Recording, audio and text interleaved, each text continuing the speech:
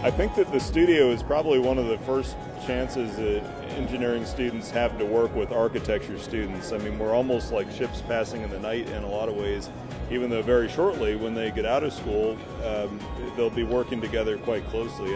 And the demands of integrated design are that they're not just working together pretty closely, but really closely. It was really interesting because we got to collaborate on details, which is what I did for this group, was focus on all the details and connections that the precast panels and modules would have.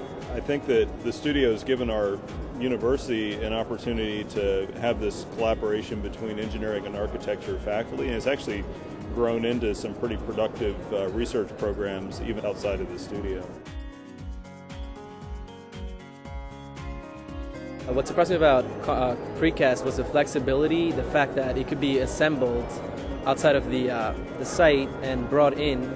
I guess the speed of the assembly also became more of a fluid process. It wasn't as stagnant, I guess, as other materials would be. And you would think of concrete as more of this massive material, but it doesn't have to be. And that's what surprised me a lot. It really opened my eyes. I guess up to this point, I always thought it as columns and floors. But now that I really know and experimented, I think I can easily say that I can use it in every aspect of my projects. Our regional director, Peter Fenson, has really supplied a lot of resources for the studio. So students leaving the studio have a copy of the design handbook. If they're architecture students, they leave with a number of architectural resources. And so that's been huge. These are books that are now on their desks when they begin their jobs. I like to work on schools and hospitals, that sort of design, but I think there's a really big opportunity with the precast and the larger projects.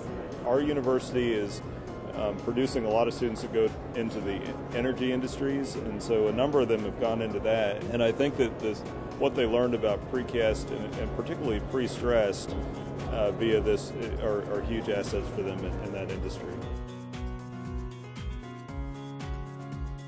One thing that's much different about this studio than a lot of the courses that the engineering students would be enrolled in is the participation of the industry, and so that's really positive. So not only are there computations and drawings and so forth, there are ideas for how they're going to organize the structure reviewed by me, but they're reviewed by a number of engineers from the industry, and so that gives really a different perspective to it. And it also adds an element of some accountability that maybe they don't have when they're just turning in homework. My favorite part would definitely be the field trips and the information sessions that we got, actually going out into the field, getting hands-on experience, seeing how a lot of these things were actually made, not just reading them in books and whatnot. The precaster came on several occasions to give us a presentation, and then we went to a factory in Connecticut, and where he kind of did everything from show us how the form liners were made, forms were made, the whole length, the process it took to make appropriate forms. I think my favorite part was exploring the new technologies of precast. When we visited the Course Lab Structures facility, we got to see how they produce molds, each of the panels, and what they do with precast, what's possible.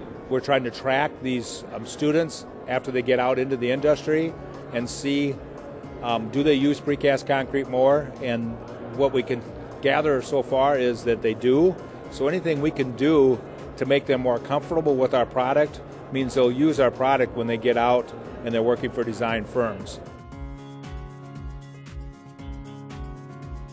It's an opportunity for us to form a very unique partnership with a college. SDSU in particular here, they came to me and they said, we're not going to let you not have us do this. They're building an architecture building and a math building and an engineering building, and they want these buildings to become alive. And I said, what does it mean for a building to become alive? And they said, we want our students to get their hands dirty.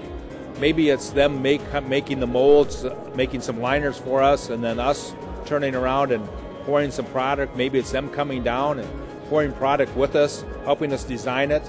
Obviously, the foundation is looking at adding multiple studios, so I don't think we can have too many. So I just think it's a very unique opportunity to form a partnership that will produce great things going forward.